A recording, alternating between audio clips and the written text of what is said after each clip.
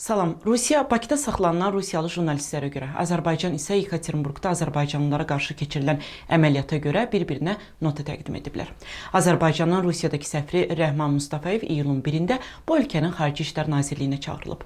Rusiya Xarici İşlər Nazirinin müavini Mikhail Galuzinlə görüşdə səfirə Bakının son qeyri-dost hərəkətləri, Azərbaycan tərəfinin iki tərəfli münasibətlərin pozulmasına yönəlmiş addımları ilə bağlı rəsmi etiraz çatdırılıb. Məlumatda belə deyilir. Azərbaycan Xarici İşlər Nazirliyinin də Rusiyaya cavabı çox gecikməyib. Nota verilib. Notada Azərbaycanlılara qarşı işgəncə və ləyaqəti alçaldan rəftarın, eləcə də etnik dözümsüzlük hallarının narahatlıq doğurduğu bildirilib.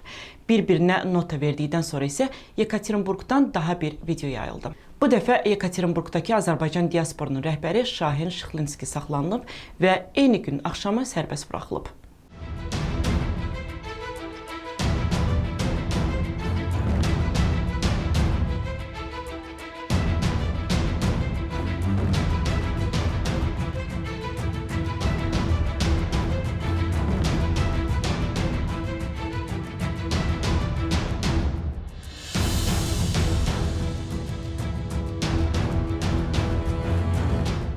Azərbaycanda isə Daxili İşlər Nazirliyi əməliyyat keçirib. İrandan narkotik vasitələrin tranzitində, dövriyyəsində və kiber dələduzluqda şübhəli bilinən Rusiya vətəndaşları məhkəməyə çıxarılıb. Onlar barəsində 4 aylıq həbs qəti imkan tədbiri seçilib. Sosial şəbəkələrdə bu şəxslərin foto və videoları yayılıb.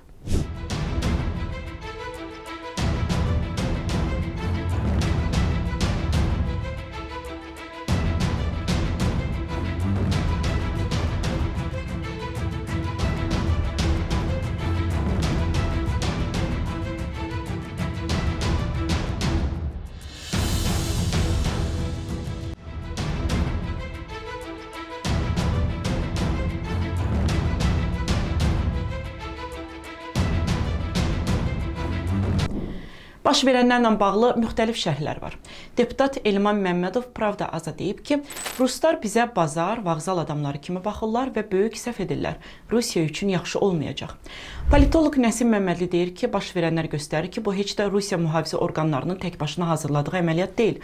Burada cinayətkarlıqla mübarizədən çox siyasi niyyət var. Rusiya anlayır ki, Ukrayna müharibəsində bir bataqlığa batıb və orada qaldıqca Cənubi Qafqaz əlindən çıxır. Xüsusilə də Cənubi Qafqazda indiyə kimi Ermənistandan istifadə edərək Cənubi Qafqazda sülh və sabitliyi mümkün qədər öz nəzarətində saxlayırdı. Amma Ermənistanın baş naziri Nikol Paşinyanın qərb yönümlü siyasəti ilə Rusiya bu bölgədəki imkanlarını xeyli dərəcədə itirir.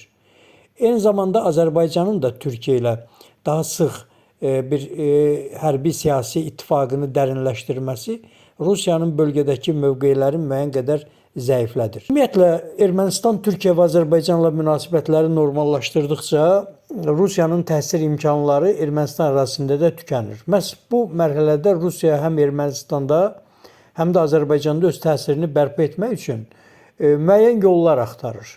Amma onun əlində yumuşaq güc yoxdur. O hər zaman çalışır ki, zorla öz mövqeyini diktə etsin tərəflərə. Amma indi resursları xeyli azalıb və onun qaba gücündən çəkinməyə dəyməz.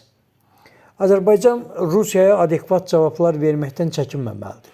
Sosial şəbəkələrdə yayılan versiyalardan biri də Ermənistan, Türkiyə və Azərbaycanın Zəngəzur dəhlizi ilə bağlı razılığa gəlməsi və Rusiyanın nəzarəti olmadan bu dəhlizin açılmasından razılaşdırılmasıdır. Hesab edilir ki, buna cavab olaraq Moskva Ermənistanda dini kanallar vasitəsilə çevrilişə cəhd etdi. İndi də Azərbaycanı təzyiq altında saxlayır. İlham Əliyev üçün ən böyük, son zamanlar dəydiyi ən böyük zərbə bu İsrailin Azərbaycanın hava məkanını İrana zərbələr üçün istifadə edilməsi. Bu artıq beynəlxalq skandaldır və burada əlbəttə ki, İranla gələcəkdə münasibətlərin daha gərgin bir fazaya keçmək ehtimalı. İran biz gördük, kifayət qədər ciddi hərbi imkanları da var və Azərbaycan üçün bu günlərdə çox önəmli bir ölkədir.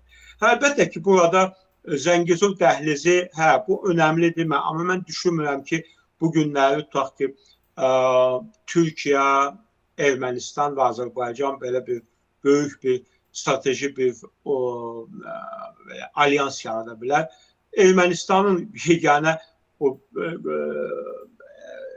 deməli arzusudur ki, Azərbaycan tərəfindən yeni bir müharibə başlanılmasın, ya yeni bir hansısa hərbi əməliyyat aparılmasın. Amma yenə də düşünmürəm ki, bu günləri üç ölkə ciddi şəkildə belə əməkdaşlıq edə bilərlər. Ermənistan cəmiyyətində bunu qəbul etməyən qüvvələrin kifayət qədər nüfuzları var. Rusiya əlbəttə ki, öz siyasətini aparır. Həm Ermənistanda Paşinyanı Rusiya daha yaxın kimlənsə əvəz etmək planları var. Mən istə etmirəm ki, belə planlar Azərbaycanla da bağlılar. Siyasi şərhçi Raif Mirqadırov hesab edir ki, tərəflər bir müddətdən sonra yenə dil tapmağa çalışacaq. Yəni ki, Azərbaycan tərəfi mən düşünürəm ki, başqa addımlar atmalı idi.